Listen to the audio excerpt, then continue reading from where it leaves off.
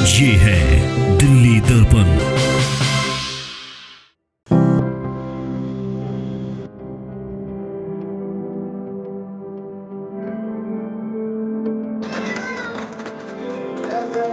कुछ इतनी बड़ी डिमांड नहीं है लोगों की और ना ही इतनी बड़ी ज़रूरत है कि ये कि बस उनकी समय समय पर साफ़ सफाई हो जाए। हम सभी चाहते हैं कि साफ़ सफाई पे पूरा ध्यान दिया जाए, तो कई हद तक हमारी जनता का स्वास्थ्य ठीक रहे।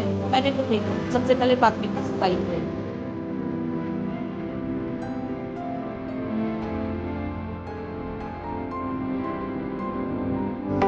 वार्ड 74 के निगम पार्षद नीतू आज़ाद की नज़र अब वार्ड 73 पर है।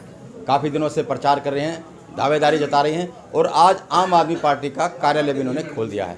इस वक्त हमारे साथ नीतू आज़ाद हैं। नीतू आज़ाद जी, बहुत बहुत शुभकामनाएं कि ये चुनाव कार्यालय बन जाए, आम आदमी पार्टी का कार्यालय हो। तो आप घूमे होंगे, क्या क्या मुद्दे आपको यहाँ नज़र आ रहे हैं? पहले यहाँ निगम पार्षद मंजू खंडेलवाल रही बीजेपी की, क्या कुछ देखा और समझा आपने? देखो, मैंने जो देखा और जो यहाँ पर मैंने जो घूम के जो मैंने लोगों से बात करी, लोगों से मिली, तो लोगों की कोई बड़ी ख्वाहिशें नहीं है, कोई बड़ी ज़रूरत नहीं है। उनकी एक छोटी सी ज़रूरत है जो वो वोट देकर उसको उसका हक समझकर वो मांगते हैं और चाहते हैं कि यहाँ से कोई भी जीते तो हमारे लिए हमारी छोटे छोटे जैसे नालियाँ हैं ये साफ़ हो जाए, समय पे पार्क साफ़ हो जाए, हमारी जो गली जो रोड जो टूटे काफ़ी सालों से वो बन जाए। तो लोगों ने अधिकतर मैंने घूम के यही देखा कि सिर्फ ये छोटी छोटी ज़रूरतें हैं। मैंने अभी सावन पार्क की झुग्गियों में मैं गई तो वहाँ पर लोगों की यही एक था कि बस हमें मैडम अगर जीत जाओ तो सबसे पहले देख हमारी नालियों का आप काम करना, क्योंकि देखो हम कितने परेशान हैं। और वहाँ मैंने एक चीज़ जो देखी वो वहाँ पर ऐसा था कि सबने प्राइवेट पाइप डाले हुए थे सावन पार्क की झुग्गियों में। तो मैंने ये सोचा अगर काम करने की नीयत होती, अगर मंजू खंडेलवाल जी की नीयत होती काम करने की, तो वो उस इतने सारे ढेर पाइपों की बजाय एक मोटा पाइप ही चला जाता तो लोगों को आसानी भी होती। क्योंकि देखो आप समझ सकते हो झुग्गियों में कितनी पतली पतली गलियाँ होती हैं।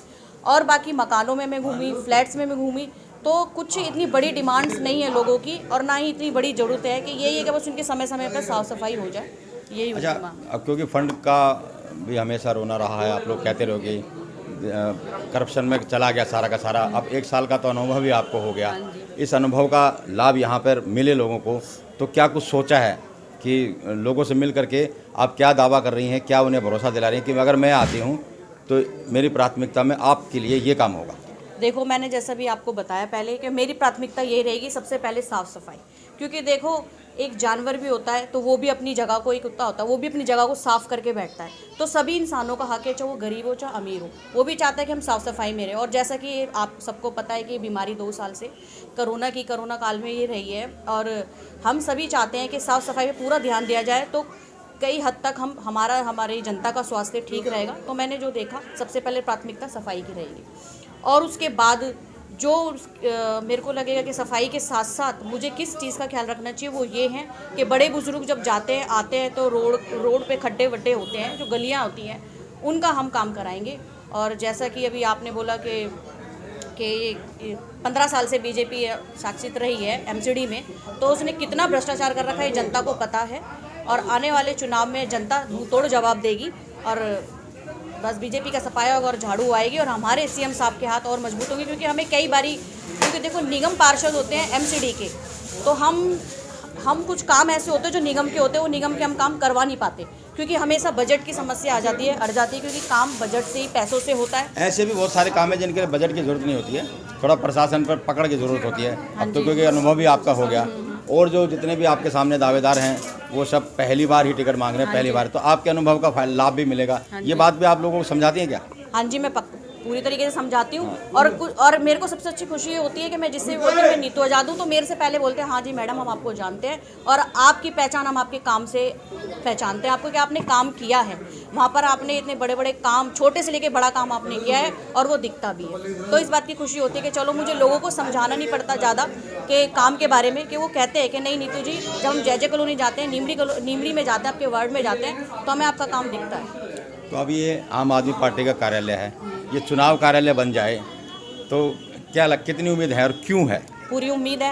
उम्मीद की वजह क्या? उम्मीद की वजह ये है, देखो जनता को चाहिए कि हमारे जो बीच में आए वो एक तो हमारे से ज़मीनी जुड़ा हो, ऊपरी बातें ना करे और अनुभव हो और उसने काम करने में उसमें क्षमता है या नहीं है। तो देखो ये जनता चाहती है कि हमारे बीच में जो भी कोई आए वो काम करने पे आए।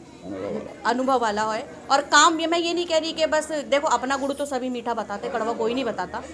तो मैं तो ये कहती हूँ कि हमने काम किया, हमारा काम दिखता है, तो जनता लोकल निगम पार्षद का जो नाकामियाँ रही हैं या करप्शन के जो मामले रहे वो भी मुद्दा रहेगा लोगों को। हाँ देखो बिल्कुल रहेगा, क्योंकि लोगों ने जितना भी मैं बोलती हूँ कि यहाँ की पार्षद के वो सबसे पहले यही बोलते हैं कि अब की बार वो नहीं आएगी मैडम, क्योंकि उसने कोई काम नहीं किया। हम जब भी उसके पास जाते हैं तो सबसे पहले तो वो गरीबों को कहती है कि यहाँ से जाओ, मुझे तुम लोगों ने झुग्गी झोपड़ी वालों ने नहीं जिताया, उसका ये कहना है। अगर ये झुग्गी झोपड़ी वाले ज़मीनी स्तर पर रहने वाले इंसान जाकर वोट नहीं देते तो क्या वो सीट पर होती? आज वो जीत कर वो कहती है कि मुझे तुम लोगों ने नहीं जिताया। जनता ही है, और जनता ही और कार्यकर्ता ये हमारी नेता की रीढ़ की हड्डी होती है, जिनकी बदौलत आज हम खड़े होते हैं। तो बिल्कुल ये थी नीतू आज़ाद, केजरीवाल के नाम पर अपने काम पर ये वोट मांग रही हैं और विश्वास दिला रही हैं कि एक साल पिछले 5 साल में जो कुछ उन्होंने सीखा उसके बदौलत इस इलाके में भी वो बहुत बेहतर तरीके से काम कर पाएंगी। नीरू के साथ राजेंद्र स्वामी, दिल्ली दर्पण टीवी। लेटेस्ट खबरों के लिए सब्सक्राइब करें हमारा YouTube चैनल या फिर लॉग ऑन करें www.delhidarpantv.com। खबरों की कवरेज और विज्ञापनों के लिए संपर्क करें इस नंबर पर।